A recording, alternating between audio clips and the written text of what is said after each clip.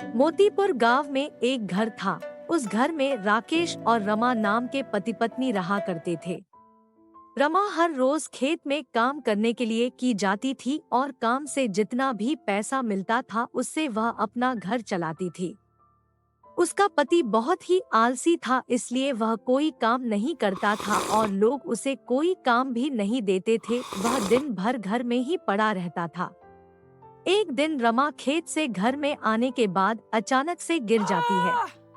फिर राकेश उसे जल्दी से उठाकर चारपाई पर बिठा देता है और कहता है, रमा क्या हो रहा है तुम्हें? तुम ठीक तो हो मुझे कुछ समझ नहीं आ रहा, मुझे कुछ ठीक नहीं लग रहा है। ना? मैं तुम्हें अस्पताल ले चलता हूँ, चलो उठो।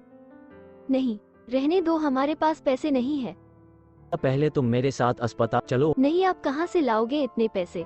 मत करो, मैं कहाँ से भी इंतजाम कर लूंगा, पर तुम्हें ठीक करके रहूंगा। फिर राकेश अपनी पत्नी को अस्पताल में दाखिल करता है और इलाज के लिए पैसे इकट्ठा करने के लिए निकल जाता है।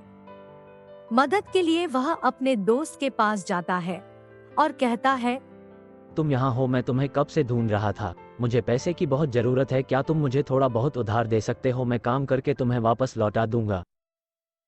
नहीं, मैं तुम्हें पैसे नहीं दे सकता, तुम बहुत ही आलसी हो, दिन भर सोते रहते हो, तुम कैसे लौटाओगे मेरा पैसा? चले जाओ यहाँ से। फिर वह वहाँ से निकलकर दूसरे दोस्तों की भी पास जाता है, लेकिन वह सभी उसे बेइज्जत करके निकाल देते हैं।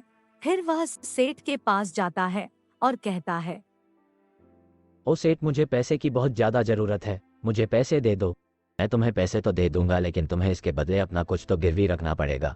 मेरे पास तो मेरे घर के अलावा कुछ भी नहीं है, तो मेरे पास घर गिरवी रख के पैसे ले जाओ और घर छुड़ाने के लिए मेरे यहाँ काम करने के लिए आ सकते हो। मैं आपका शुक्रिया अदा कैसे करूँ, मुझे कुछ समझ में नहीं आ रहा, मैं आपका बहुत बहुत आभारी हूँ। फिर वह पैसे लेकर अस्पताल जाता है और इलाज के लिए डॉक्टर को पैसे दे देता है। यह सब उसकी पत्नी देख रही थी और अपने पति से कहती है, आपने पैसे कहाँ से लाए? तुम चिंता मत करो, मैंने पैसों का इंतजाम कर लिया है, तुम बस जल्दी से ठीक हो जाओ। राकेश अगले दिन से सेठ के यहाँ काम करने के लिए जाता है और कुछ ही दिनों में सेठ का काम करके अपना घर छोड़ लेता है। तब तक उसकी पत्नी भी ठीक हो गई थी और वह हर रोज काम के लिए बाहर जाता था। इस तरह से राकेश और उसकी पत्नी खुशी से रहने लगे।